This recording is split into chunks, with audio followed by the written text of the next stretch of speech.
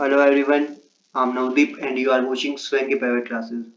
और कैनाइन वाली सीरीज में ये हमारा लेक्चर 2 है, जिसके अंदर हम आज कवर करेंगे कैनाइन ओस्टियोलॉजी, यानी कि डॉग्स का जो है स्केलेटल सिस्टम या उसके जो है इम्पोर्टेंट जो भी स्केलेटल सिस्टम से रिलेटेड जो भी क्वेश्चंस आ सकते हैं, आज हम उन्हें कवर करने वाले हैं। चलिए शुरू करते हैं।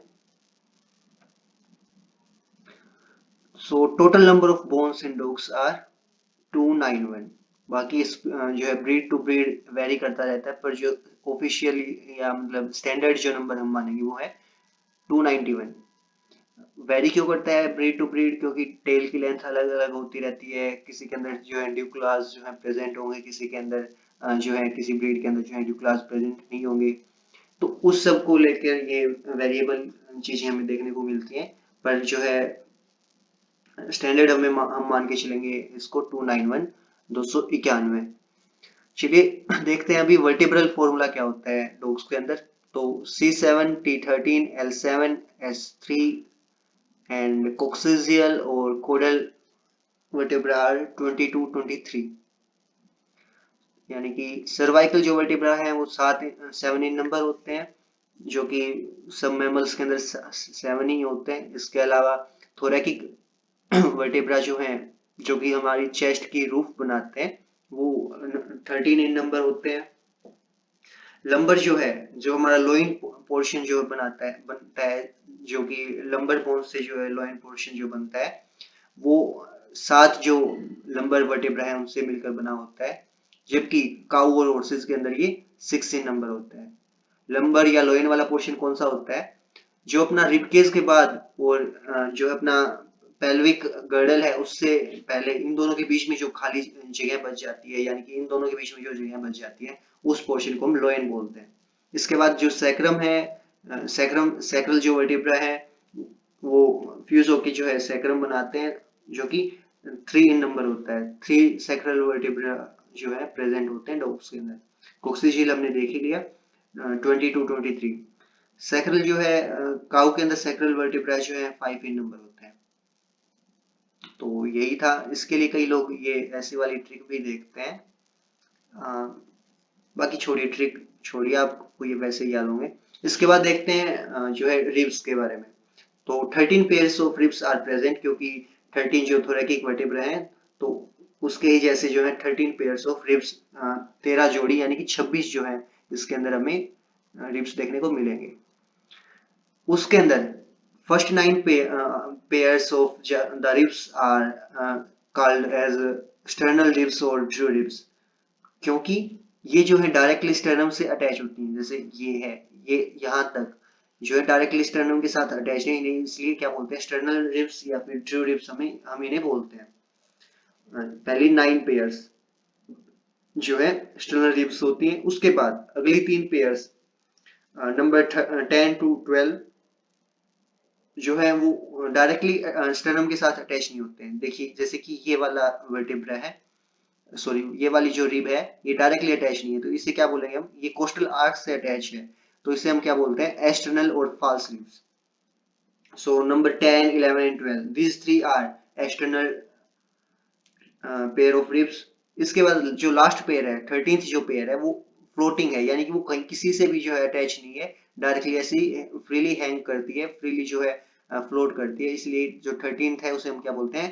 Floating pair of rib. इसके बाद जो क्या है अपना, जो ये स्टर्नम है, ये अलग अलग सेगमेंट से मिलकर बना होता है।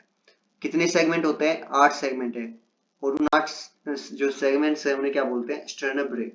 सिलिंड्रिकल जो है इसका शेप होता है। स्टर्नम वही है जो इसे हम टाई बोन भी बोल सकते हैं, या फिर इसे हम जो है ब्रेस्ट बोन के नाम से भी जानते हैं, चेस्ट बोन के नाम से भी हम इसे जानते हैं।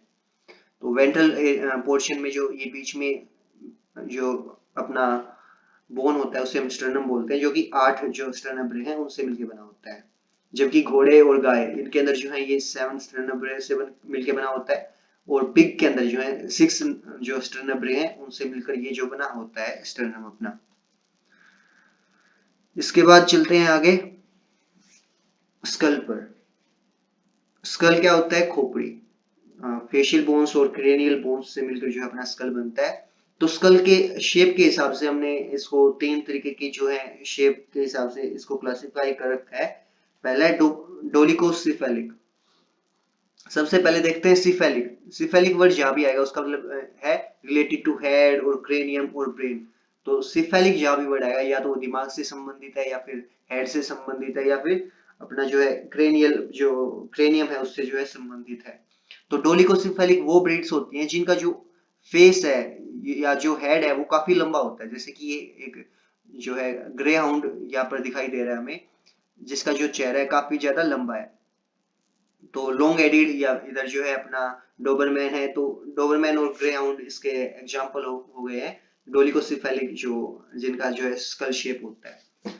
तो ये इनके लिए एक जो है इनका प्लस पॉइंट क्या है, एक तो काफी लंबा जो है इसका नेजल कैविटी भी काफी लंबी होगी जिसकी वजह से जो है थर्मो रेगुलेशन में इन्हें हेल्प मिलती है, मतलब इजीली जो है ब्लड जो है ठंडा हो जाता है।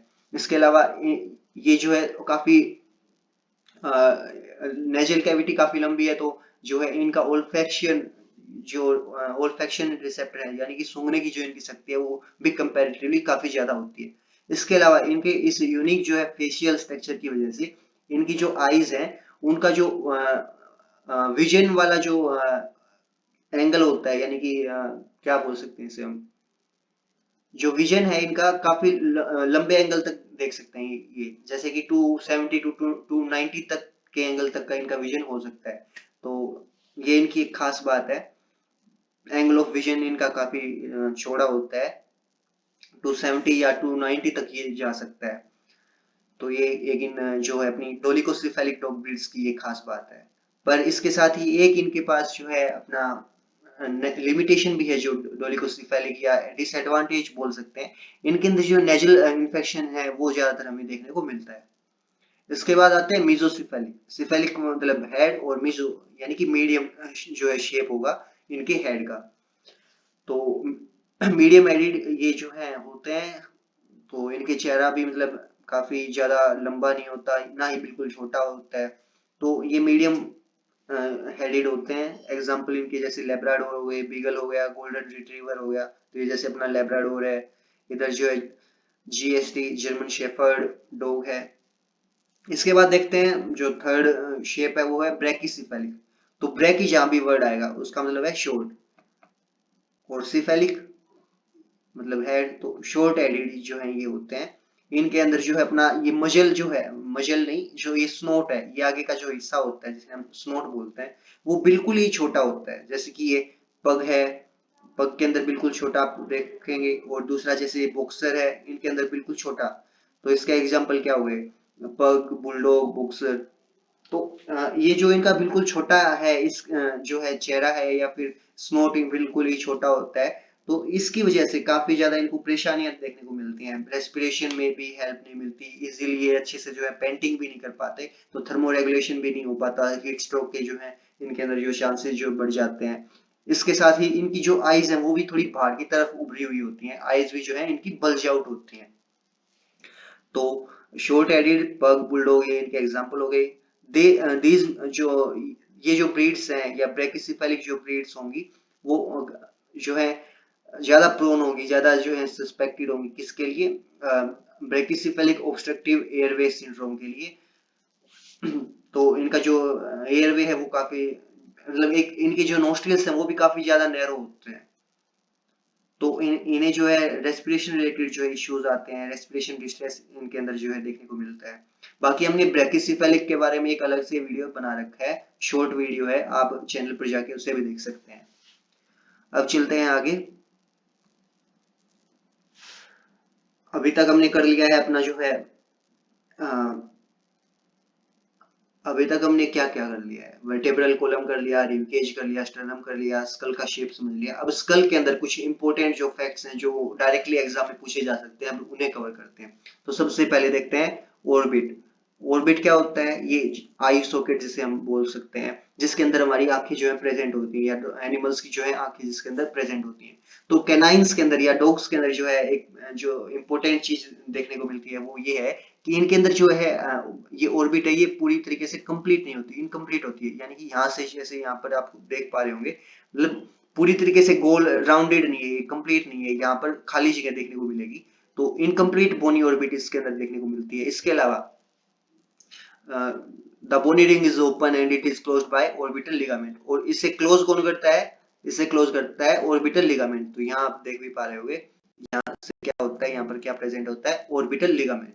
इसके बाद देखते हैं मैंडिबल से क्या डायरेक्टली क्वेश्चन आ सकता है या क्या पूछा जा सकता है। So symphysis unfused the two halves can separate. तो जो मैंडिबल है इसमें जो अलग अलग जो रेमाई है वो यानी कि मैंडिबल के जो दो भाग होते हैं, तो दोनों के दोनों भाग जो है आपस में बिल्कुल पूरी तरीके से फ्यूज नहीं होते, और ये अलग अलग जो है अलग अलग आधे आधे हिस्से में जो हम इसको सेपरेट कर सकते हैं। इसके अलावा इनकी जो मैंडिबल है उसके अंदर जो है हमें एंगुलर प्रोसेस भी देखने को मिलता है। यहाँ पर आप देख पा रहे होंगे एंगुलर प्रोसेस इसके अंदर अलग से हमें देखने को मिलता है।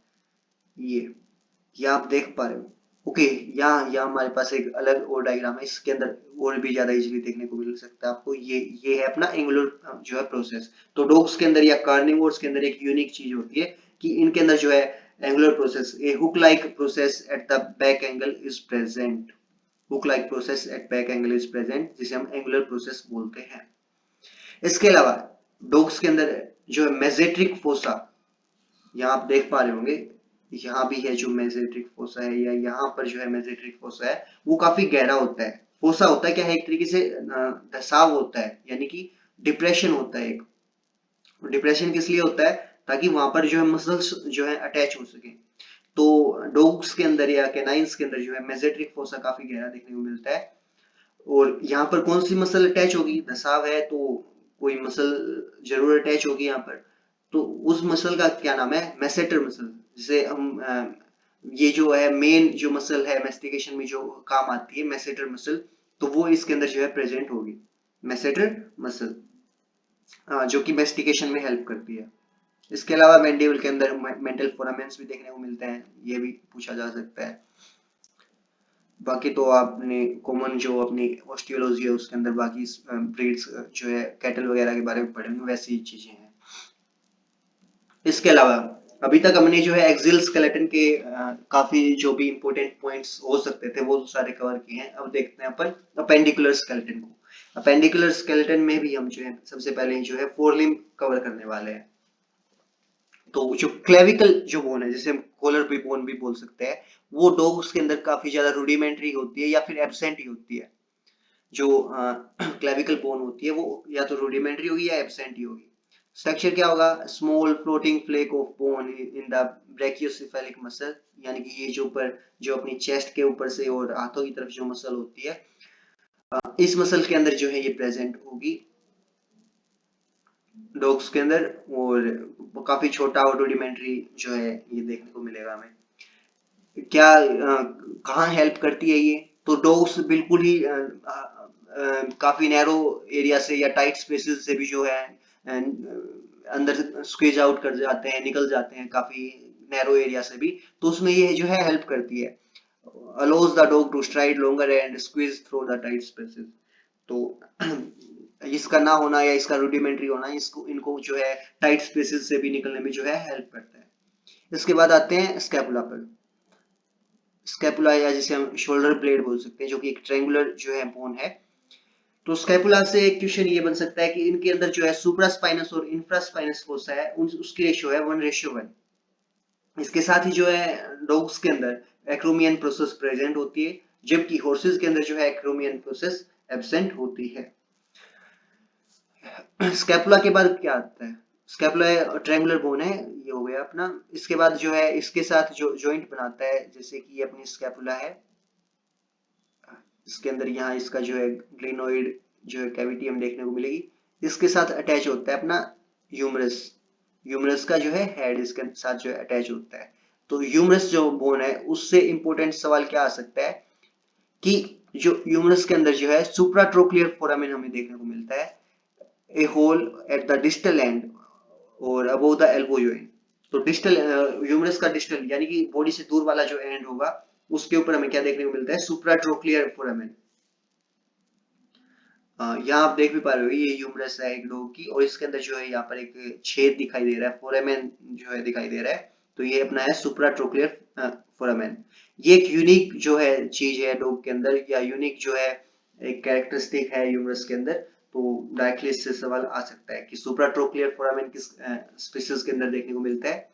तो supratrochlear foramen is present in dogs. इसके अलावा सुप्राकोटे जस्ट ए सेकंड, इसके बाद हम देखते हैं रेडियस और अल्ना को। सुप्राकोंडेलोइड जो फोरामेन है वो देखने को मिलता है कैट्स के अंदर। तो हालांकि अपने यहाँ तो है नहीं अपना सिलेबस में कैट्स, तो फिर भी एक बार आप ध्यान रख सकते हो कि सुप्राकोंडेलोइड फोरामेन जो है वो किसके अंदर देखने को मिलता है, ह्यूमरस के अंदर, कैट्स के अंदर। सी से कोंडेलोइड, सी से कैट, याद रख सकते हो, मतलब कहीं भी आए तो। इसके बाद देखते हैं रेडियस और अल्ना को। जैसे कि जो अपनी हॉर्सेस है या काऊ है, इनके अंदर जो है ये रेडियस और अल्ना कंप्लीटली फ्यूज होती हैं।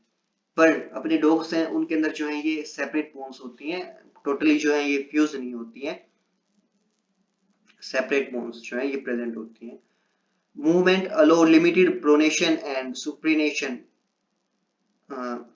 जो है ये पूरी पूरी अलग है, तो ये मूवमेंट में भी हेल्प करती है। यानी कि जो अपना डॉग का पो होता है या पाव होता है, यानी कि पंजा जो होता है, उसको अंदर की तरफ या बाहर की तरफ भी थोड़ा मूवमेंट करने में हेल्प करती है। जबकि जो है अपने हॉर्सेज है या फिर कैटल है, इसके अंदर वो ऐसा कुछ पॉसिबल नहीं है। तो अंदर की तरफ रोटेट करने को क्या बोलते हैं, प्रोनेशन, और बाहर की तरफ जो है रोटेट करने को, पंजे को क्या बोलते हैं, सुपिनेशन। तो इसमें जो है हेल्प करता है प्रोनेशन अंदर की तरफ, और सुपिनेशन मतलब बाहर की तरफ जो है पंजे का मूवमेंट करने में ये हेल्प करता है। जैसे कि हम अंदर की तरफ भी अपनी हाथ को या कलाई को घुमा सकते हैं, और बाहर की तरफ भी। तो ऐसे ही जो है डॉग्स के अंदर ये हेल्प करता है। इसके बाद देखते हैं अपन, ओके, ये आप फिर से देख सकते हो, जैसे ये अपनी डॉग के अंदर जो है एक स्कैपुला है, दोनों के दोनों जो है साइज में इक्वल है, सुप्रा स्कैपुलर और इंफ्रा, सॉरी क्या बोलते हैं इसे, हाँ, सुप्रास्पाइनस और इंफ्रास्पाइनस, यानी कि इनके बीच में जो स्पाइनस स्पाइन जो प्रेजेंट होती है, इससे इधर वाला जो है सुप्रास्पाइनस और ये इधर वाला जो है इंफ्रास्पाइनस। तो सुप्रास्पाइनस और इंफ्रास्पाइनस जो फोसा है वो भी उनका जो साइज है वो सेम टू सेम होता है, इसलिए 1:1 जो है इसके अंदर जो प्रेजेंट होता है। फिर जो ह्यूमरस और जो अपना स्कैपुला के बीच एक जॉइंट बनता है, जिसे हम स्कैपुलो ह्यूमरल जॉइंट या शोल्डर जॉइंट बोलते हैं, ये वो है। इसके बाद यहाँ अपनी ह्यूमरस है, नीचे की तरफ ये किसके साथ जॉइंट बनाए हुए है, ये बनाए हुए है जॉइंट रेडियस अल्ना के साथ नीचे की तरफ जो है जॉइंट बनाए हुए है। इस जॉइंट को क्या बोलते हैं, एल्बो जॉइंट भी इसको बोलते हैं। अगर ह्यूमरस का जो हिस्सा अल्लाह के साथ बनाया हुआ है उसे क्या बोल सकते हैं, ह्यूमरो अल्नर जॉइंट, और ह्यूमरस का जो हिस्सा रेडियस के साथ जॉइंट बनाए हुए है उसे क्या बोलते हैं, ह्यूमेरो रेडियल जॉइंट। इसके साथ ही अल्लाह की एक प्रोसेस होती है जिसे हम क्या बोलते हैं, ओलेक्रेनन प्रोसेस, जो कि क्या बनाता है, point of elbow. Point of elbow कौन बनाता है, अल्लाह की जो एक प्रोसेस है जिसे हम ओलेक्रेनन प्रोसेस बोलते हैं। ये देखिए आप, ये जो है अपना पॉइंट ऑफ एल्बो जो है वो अल्लाह की ओलेक्रेनन प्रोसेस बनाए हुए है। इसके साथ ही ये अपनी एक तरफ रेडियस हो गई, एक तरफ जो है अल्लाह हो गई, लंबे वाली जो है वो अल्लाह है इसमें। कार्पल बोन्स, तो carpal bones are 7 in number, metacarpal are 5 in number. तो कार्पल बोन्स कितनी होती है डॉग के अंदर, 7, और मेटाकार्पल कितनी होती है, 5। तो कार्पस इधर से अपनी मेटाकार्पल आ गई है ये। और फिर नीचे क्या होती है, फेलेंजेस या डिजिट्स। तो कितने डिजिट या कितने टो देखने को मिलते हैं हमें डॉग्स के अंदर, 4 तो पूरे पूरे डेवलप्ड होते हैं। डिजिट 2, 3, 4 एंड 5 ये तो पूरे के पूरे डेवलप होते हैं। डिजिट नंबर 1 जो होती है वो ड्यूक्ला में की फॉर्म में जो है प्रेजेंट होती है, जो कि अंदर की तरफ जो है यहाँ पर, जैसे कि यहाँ पर जो अंदर की तरफ जो है प्रेजेंट होंगे मीडियल एस्पेक्ट पे। इसके साथ ही हर जो एक डिजिट है, हर एक डिजिट के अंदर 3 फेलेंजेस हमें देखने को मिलेंगे, जिन्हें हम बोल सकते हैं प्रोक्सिमल जो कि बिल्कुल ऊपर की तरफ होगा, मिडल एंड डिस्टल जो कि बॉडी से बिल्कुल दूरी पर होगा। जैसे कि ये डिस्टल जो है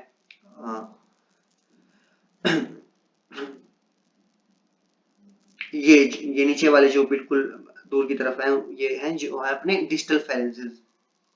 तो जो डिजिट 1 होती है या ड्यूक्ला होते हैं उसके अंदर सिर्फ 2 फेरेंसेस होते हैं, और जो अपने बाकी डिजिट 2 to 5 जो है 4 टो होते हैं उनके अंदर 3 phalanges होते हैं। तो टोटल नंबर कितने हो जाता है 14 phalanges एक लिम्ब के अंदर इनके अंदर जो है प्रेजेंट होते हैं। यहाँ आप देख सकते हो कि ये 7 जो है अपनी कार्पल बोन्स है, ये मेटाकार्पल है 5, ये वाली बिल्कुल छोटी है जिसके जिसके साथ जो है ड्यूक्ला अटैच होगा अपना, वो बिल्कुल छोटी है और बाकी अच्छी खासी साइज में है। इसके अलावा फिर प्रोक्सिमल फेलेंजेस आ गए, फिर मिडल आ गए, ये अपना जो है डिस्टल फेलेंजेस आ गया। इसके अंदर ये है अनगुअल गोअल और क्रेस्ट और अनगुअल जो है प्रोसेस हमें यहाँ पर देखने को मिलेंगी, जो कि अपना नेल बनाती है। चलिए अगली स्लाइड पर चलते हैं। हमने पोरलिम पूरा कर लिया, उससे इंपॉर्टेंट जो क्वेश्चन बन सकते थे वो हमने कवर कर लिए। अब देखते हैं अपना हाइंड लिम्ब। हाइंड लिम्ब यानी कि पीछे वाला पैर। तो ऊपर की तरफ जो है पेल्विक गर्डल होगा, ये अपना पेल्विक गर्डल है। तो पेल्विस जो है डॉग्स के अंदर किस शेप का होता है, रेक्टेंगुलर जो है इसका शेप देखने को हमें मिलता है। पेल्विस के साथ कौन सी बोन अटैच होगी, तो ये अपना जो है ये क्या होता है कोटेलोइड कैविटी, कोटेलोइड कैविटी या एसेटाबुलम। तो इसके साथ जो है अटैच होगा अपना फीमर का हेड, जो कि क्या बनाएगा हिप जॉइंट। इसके अलावा एक चीज देख सकते हैं हम कि जो भी फीमेल या शी डॉग होगी या बिच होगी उसके अंदर जो ऑब्टूरेटेड फोरामेन होगा वो रफली ट्रायंगुलर इन शेप होगा, और मेल्स के अंदर क्या होगा Oval shape. Most of the females to have a triangular obturator foramen। लगभग हर स्पीसीज में फीमेल्स के अंदर जो है रफली ट्रायंगुलर शेप का जो है obturator foramen हमें देखने को मिलता है। कौन सा, ये वाला जो ये जो हमें दिखाई दे रहा है, ये जो छेद है इसे हम obturator foramen बोलते हैं। इसके अलावा फीमर आ गई जिसे हम थाई बोन बोलते हैं। थाई बोन नीचे की तरफ किसके साथ, टिबिया फिबुला के साथ जो है जॉइंट बनाता है, जिसे हम क्या बोलते हैं, उसे बोलते हैं हम स्टाइफल जॉइंट या नी जॉइंट। तो नी जॉइंट के जस्ट पीछे दो जो है सेसमोइड, सेसमे सीड जैसे मतलब कि तिल के जो है बीज जैसा शेप की जो जो है हमें दो बोन्स मिलती हैं, जिन्हें हम क्या बोलते हैं फेबेले। ये इंपॉर्टेंट चीज है फेबेले।